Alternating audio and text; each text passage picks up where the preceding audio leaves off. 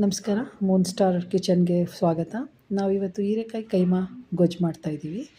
ನೋಡಿ, ಮೊದಲಾಗಿ ಎಣ್ಣೆ ಪ್ಯಾನ್ಗೆ ಹಾಕ್ಬಿಟ್ಟು 2 ಚಮಚ, 2 ಏಲಕ್ಕಿ, ಈರುಳ್ಳಿ, 2 ಈರುಳ್ಳಿ ಹಾಕಬೇಕು. ಚೆನ್ನಾಗಿ ಬಾಡಿಸ್ಬೇಕು. ಇದನ್ನು ಬಾಡಿಸಿದ ನಂತರ ಸ್ವಲ್ಪ ಕೆಂಪಗೆ ಹಾಕಬೇಕು.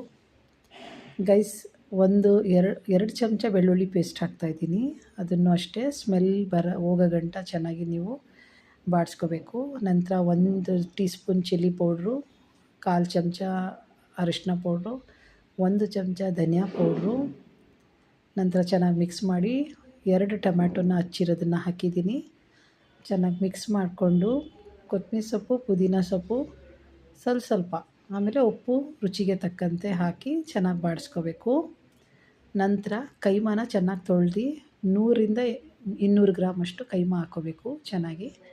ಆಮೇಲೆ ಹೀರೆಕಾಯಿನ ಸಣ್ಣಕ್ಕೆ ಹಚ್ಕೊಂಡು ಇಟ್ಕೋಬೇಕು ನಾವು. ನೋಡಿ ವೀಕ್ಷಕರೇ, ಇದು ಚಪಾತಿಗೆ, ದೋಸೆಗೆ ಎಲ್ಲದಕ್ಕೂ ಹಾಕ್ಕೋಬೋದು. ನೋಡಿ, ಈಗ ಹೀರೆಕಾಯಿ ಹಾಕಿದ್ದೀನಿ. ಚೆನ್ನಾಗಿ ಮಿಕ್ಸ್ ಮಾಡಬೇಕು. ಕೈಮಾ ಜೊತೆ ಹೀರೆಕಾಯಿ ಚೆನ್ನಾಗಿ ಮಿಕ್ಸ್ ಆದಮೇಲೆ ನಾವು ಒಂದು ಚೂರು ನೀರು ಹಾಕೋಂಗಿಲ್ಲ. ಯಾಕಂದರೆ ಹೀರೆಕಾಯಿನಲ್ಲೇ ನೀರಿನ ಅಂಶ ಇರೋದ್ರಿಂದ ಚೆನ್ನಾಗಿ ನೀರು ಎಲ್ಲ ಚೆನ್ನಾಗಿ ಅದರಲ್ಲೇ ಬಿಡುತ್ತೆ. ಹಾಗಾಗಿ ಒಂದು 20ರಿಂದ 25 ನಿಮಿಷ ತುಂಬ ಲೋ ಫ್ಲೇಮಲ್ಲಿ ನಾವು ಇದನ್ನು ಬೇಯಿಸ್ಕೋಬೇಕು. ಆಮೇಲೆ ಚೆನ್ನಾಗಿ ರೋಸ್ಟ್ ಆಗಬೇಕು. ಇದು ನೀರಲ್ಲಿ ಗೊಜ್ಜು ಥರ ಮಾಡಬೇಡಿ, ಸ್ವಲ್ಪ ಡ್ರೈ ಇದ್ದರೂ ಚೆನ್ನಾಗಿರುತ್ತೆ. ಗೊಜ್ಜು ಥರ ಮಾಡಿದ್ರೆ ಅನ್ನದ್ರಲ್ಲಿ ತಿನ್ಬೋದು. ಇದು ನಾನು ಫುಲ್ ಡ್ರೈ ಮಾಡ್ತಾಯಿದ್ದೀನಿ.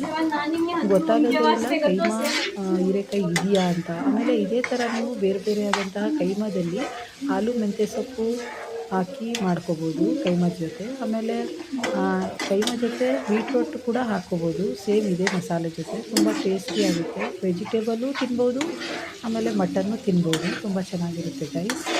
ನಾವು ಇದರಲ್ಲಿ ಪೂರಿ ಜೊತೆ ನಾನು ಮಾಡ್ತಾಯಿದ್ದೀನಿ ಇವತ್ತು. ತುಂಬ ಚೆನ್ನಾಗಿ ಟೇಸ್ಟ್ ಬರುತ್ತೆ.